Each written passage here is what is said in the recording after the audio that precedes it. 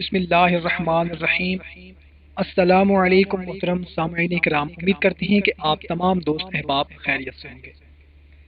بھائیوں اور بہنوں، دعا کرتے ہیں کہ یا اللہ ہم سب کی جو بھی خواہشیں ہیں، جو بھی حاجات ہیں، جو بھی مرادیں ہیں،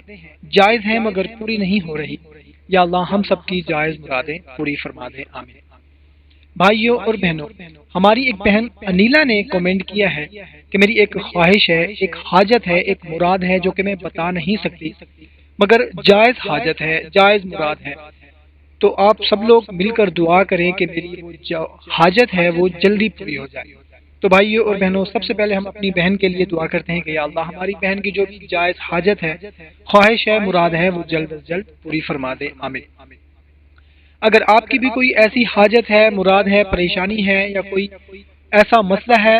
تو اس کے لیے کومنٹ میں لکھ دیا کریں، سب مل کر دعا کرتے ہیں، ہزاروں لوگ دعا کرتے ہیں، کیا پتہ ہمارے لیے کوئی آمین کہہ دے اور ہماری پریشانی دور ہو جائے۔ اگر اپنا مسئلہ نہیں لکھنا چاہتے، اپنا نام نہیں بتانا چاہتے، ہماری بہنیں ہیں یا بھائی یا کوئی بھی ہے، یا اپنا مسئلہ بھی نہیں بتانا چاہتے، تو ماشاءاللہ، جزاک اللہ، انشاءاللہ کوئی سا بھی کومنٹ کر دیا کریں، جو بھی کومنٹ پڑے گا ہم سب کے لیے دعا کر دے گا، کیا پتہ کوئی آمین کہہ دے اور ہماری پریشانی دور ہو جائے۔ تو بھائیوں اور بہنوں، ہر بندے کی ایک خواہش ہوتی ہے، ایک مراد ہوتی ہے، ایک حاجت ہوتی ہے، اور وہ چاہتا ہے کہ یہ جلد از جلد پوری ہو جائے۔ تو آج جو میں وظیفہ آپ لوگوں کو بتانے لگا ہوں، یہ جمعۃ المبارک کی رات کا خاص وظیفہ ہے۔ اگر کوئی ایسی جائز حاجت ہو جس کی جلدی پوری ہونے کی خواہش رکھتا ہو، کوئی بھی ہمارا بھائی، ہماری بہن، کوئی ایسی حاجت ہے جو کہتے ہیں کہ یہ جلد از جلد پوری ہو جائے، جس کے بارے میں وہ بہت زیادہ کوشش و جد و جہد کر رہا ہو، اور وہ اس کی حاجت مراد پوری نہ ہو رہی ہو، تو اسے چاہیے کہ وہ جمعہ کی رات کو نماز عشاء کے بعد 4 رکعت نفل نماز اس طرح سے پڑھے کہ ہر رکعت میں سورہ فاتحہ کے بعد 21 مرتبہ آیت کریمہ لا الہ الا انت سبحانک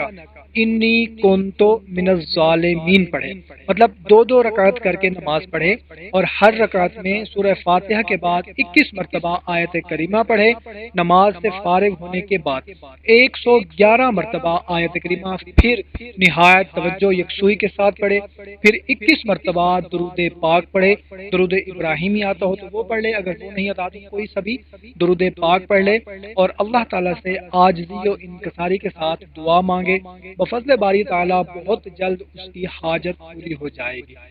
بہت سی ہماری بہنیں کمنٹ کرتی ہیں کہ دعا کریں کہ ہماری بہن ہے، ہماری بیٹی ہے جس کی شادی کی عمر ہو چکی ہے مگر اس کا رشتہ نہیں آ رہا یا شادی نہیں ہو رہی، تو ہم چاہتے ہیں کہ بہت جلد ہماری یہ حاجت، ہماری یہ مراد پوری ہو جائے۔ تو ان بھائی بہنوں کے لیے یہ بہت ہی مجرب عمل ہے، یہ عمل کریں، انشاءاللہ تعالی اس عمل کے کرنے سے